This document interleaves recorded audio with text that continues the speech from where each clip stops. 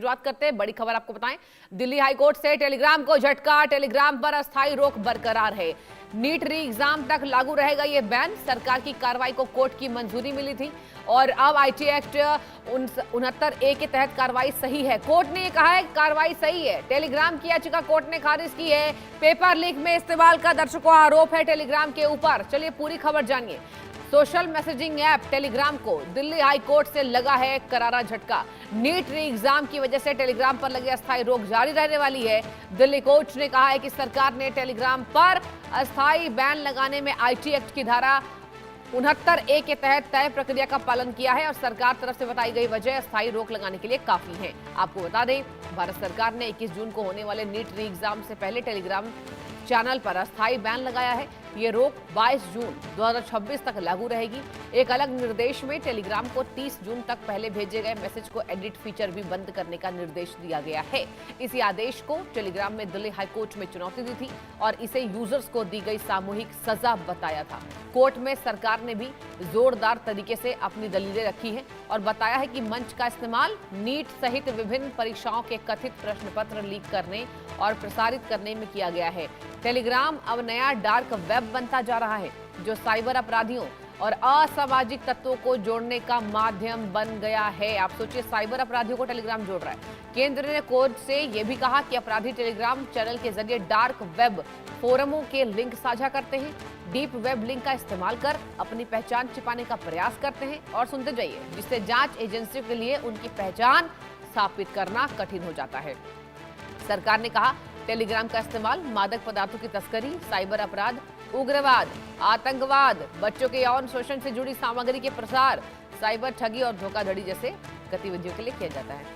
संभव शर्मा ज्यादा जानकारी के साथ मेरे संवाददाता जुड़ चुके हैं। संभव, अब देखिए दिल्ली हाई कोर्ट से ये तगड़ा झटका लगा है। आप वहां मौजूद हैं कोर्ट के सामने, मैं देख पा रही हूं। पूरी खबर बताइए, कौन कौन सी दलील दी गई है, कब ये जो याचिका है ये खारिज हुई है। संभव, देखिए, लंबी सुनवाई के बाद कल लगभग 1.5 घंटे की सुनवाई के बाद केंद्र सरकार ने जो अहम बिंदु रखे थे, जो अभी आप दर्शकों को बता रही थी, यही बिंदुओं के आधार पर कोर्ट को फैसला लेना था। आज 10:30 बजे कोर्ट का फैसला आना था और कोर्ट का फैसला आ चुका है। कोर्ट ने टेलीग्राम की याचिका पर उसे टेलीग्राम को कोई राहत नहीं दी है। पहला, वो जो बैन है, केंद्र सरकार ने जो टेम्परेरी बैन लगाया है वो बरकरार रहेगा। अच्छा। दूसरा, जो मेन बिंदु था, टेलीग्राम ये कह रहा था कि हमारे ही लिए क्यों बैन किया गया है और सोशल मीडिया की जो इंटरमीडियरी हैं उनको बैन क्यों नहीं किया गया है, और इसमें कोई दिमाग नहीं लगाया केंद्र सरकार ने, बस बैन कर दिया। जबकि हम तो केंद्र सरकार से लगातार बातचीत कर रहे थे। उसके लिए जस्टिस तेजस कारिया ने कहा है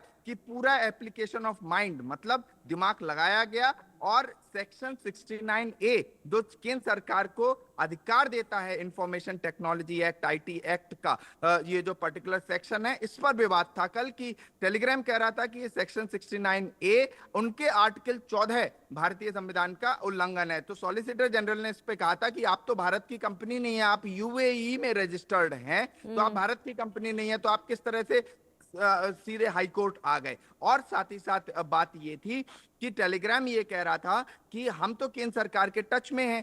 केंद्र सरकार जो कह रही है, हमने उन यूआरएल्स को नीचे भी डाउन भी किया है, लेकिन केंद्र सरकार ने केस रुख बहुत स्पष्ट था कि कैसे एक तरह से टेलीग्राम का इस्तेमाल टेररिस्ट एक्टिविटीज के लिए किया जाता है। और टेलीग्राम सिर्फ भारत में ही नहीं और देशों में भी एक तरह से वहां के कानून को फेस कर रहा है। और इन तमाम चीजों को ध्यान में रखते हुए टेलीग्राम पर टेम्परेरी बैन लगाया गया है। इसी बात के लिए आज दिल्ली हाई कोर्ट ने अपहोल्ड किया है, कहा है कि दिमाग लगा के ये किया गया, सेक्शन 69A पूरे तरह से फॉलो किया गया, उसके जितने प्रोसीजर हैं जी, भारत की राष्ट्रीय सुरक्षा का अगर मुद्दा हो, भारत की संप्रभुता का मुद्दा हो, सॉवरेनिटी जिसे कहा जाता है, या इस तरह का कोई गंभीर मुद्दा हो, लॉ एंड ऑर्डर का मुद्दा हो, तो ऐसा बैन लगाया जा सकता है। ऐसा बैन उचित है और इस बैन को दिल्ली हाई कोर्ट ने उचित ठहराया है। बिल्कुल। और संभव ये भी बताइए कि आपने जिक्र किया और ये जानकारी भी हमें मिली कि टेलीग्राम का उपयोग पाया गया बच्चों के यहाँ पर शोषण पर, आतंकवाद को बढ़ावा देने पर, तो पहले क्यों नहीं ये बैन लगाया गया? संभव, क्यों नहीं कार्रवाई की गई? और अभी चलिए नीट की वजह से कार्रवाई की जा रही है, लेकिन पहले भी तो सरकार को एहतियात बरतना चाहिए था। संभव, बहुत सही प्रश्न है ये। और ये कहीं ना कहीं दिल्ली हाईकोर्ट ने भी कल ये प्रश्न, जब दिल्ली हाईकोर्ट जस्टिस तेजस कारिया की बेंच मामले को सुन रही थी, हाँ। तो सॉलिसिटर जनरल तुषार मेहता इस बात को रख रहे थे कि टेलीग्राम पे हमने बैन टेम्परेरी क्यों लगाया है। इस Absolutely. पर हाईकोर्ट ने ये पूछा था एक तरह से कि आपने टेलीग्राम पर जब बैन लगाया तो इससे पहले मतलब इतने दिनों से आप क्या कर रहे थे, या आपका जो प्रोसीजर था वो क्या था। तो इस पर क्योंकि भारत ये भी हमें समझना होगा कि भारत फ्रीडम ऑफ स्पीच और एक्सप्रेशन जो आर्टिकल 19 है, और भारत की जो अदालतें हैं, जो उच्च हाई कोर्ट हो या सुप्रीम कोर्ट हो, वो आर्टिकल 19 को बहुत तवज्जो देती हैं।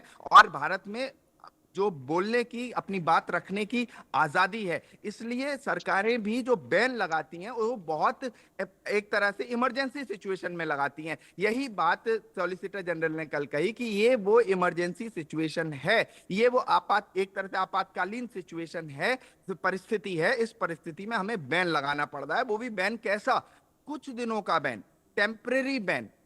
और 22 जून तक का ये बैन है, क्योंकि 21 जून को एक क्रूशियल नीट की परीक्षा होनी है पूरे देश की, जिस पर निगाहें टिकी हुई हैं। तो ऐसे में ये क्रूशियल परीक्षा को देखते हुए ये टेम्परेरी बैन लगाया गया। और एक तरह से इमरजेंसी, एक तरह से जो आपातकालीन सिचुएशन है, इस बात के लिए दिल्ली हाईकोर्ट ने आज अपने जजमेंट में भी कहा कि इमरजेंसी सिचुएशन की जो बात केंद्र सरकार ने कही थी, उस बात को भी हाईकोर्ट ने माना है। और सेक्शन 69A, जो कि कुछ इमरजेंसी सिचुएशन में इस तरह के बैन लगाने की एक तरह से केंद्र सरकार के लिए अधिकार देता है, वो सब तमाम जो ठीक है। देखिए, procedures हैं, संभव आपने उन्हें follow बहुत किया अच्छी गया। जानकारी दी, बहुत शुक्रिया।